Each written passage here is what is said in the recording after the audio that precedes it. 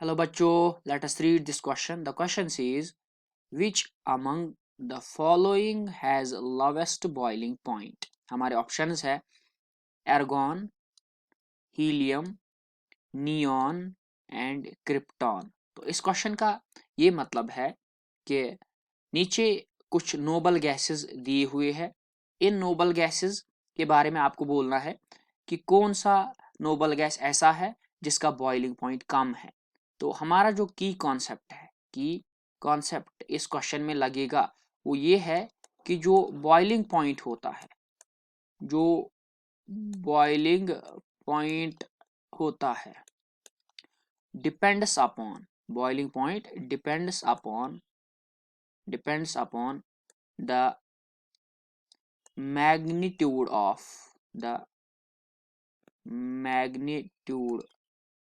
of van der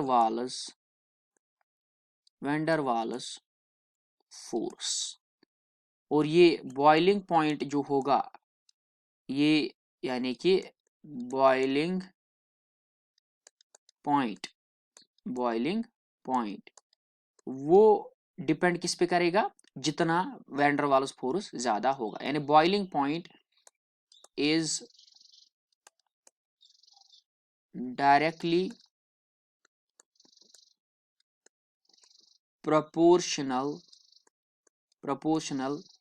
to van der Waals force. और जितना van der Waals force ज्यादा होगा, अब किस में वैन डर वाल्स फोर्स ज्यादा होगा, जिसमें जितना मॉलिक्यूलर मास होगा। यानी इंटर्न जो हमारा वैन डर वाल्स फोर्स होगा, वैन डर वाल्स फोर्स होगा, मैं लिखूंगा यहाँ पे वैन डर वाल्स फोर्स जो होगा वो डिपेंड करेगा किस पे, डिपेंड्स इंटर्न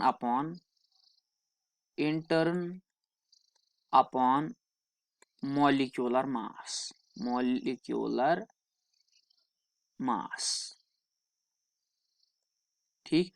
और इसके बाद अगर हम देखेंगे कि जो ग्रुप 18 एलिमेंट्स है उनमें पहले आता है हीलियम, फिर आता है नियॉन, फिर आता है एर्गॉन, क्रिप्टॉन, जेनॉन एंड रेडॉन। अगर हम टॉप टू बॉटम चले जाए तो इनका जो मॉलिक्यूलर मास होगा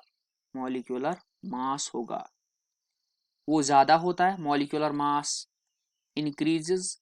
जब मॉलिक्यूलर मास इंक्रीज होगा तो क्या होगा, मॉलिक्यूलर मास इंक्रीज होने से वैन डर वाल्स फोर्स क्या होगा, van der Waals force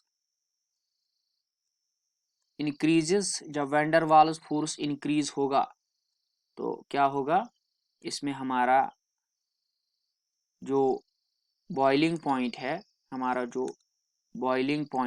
boiling point वो इंक्रीज होगा, बॉइलिंग पॉइंट इंक्रीजेस।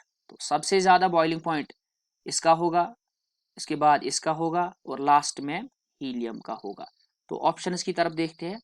ऑप्शंस में दिया गया है एर्गॉन दिया गया है, हीलियम का तो सबसे कम होगा, नियॉन उसके बाद इसका ज्यादा होगा, नियॉन एर्गॉन फिर लास्ट में क्रिप्टॉन। यानी क्रिप्टॉन का बॉइलिंग पॉइंट सबसे ज्यादा होगा और हमें बताना है कि लोवेस्ट बॉइलिंग किसका है, वो है हीलियम का। तो option number B is the correct option. Hope you have understood. Thank you so much.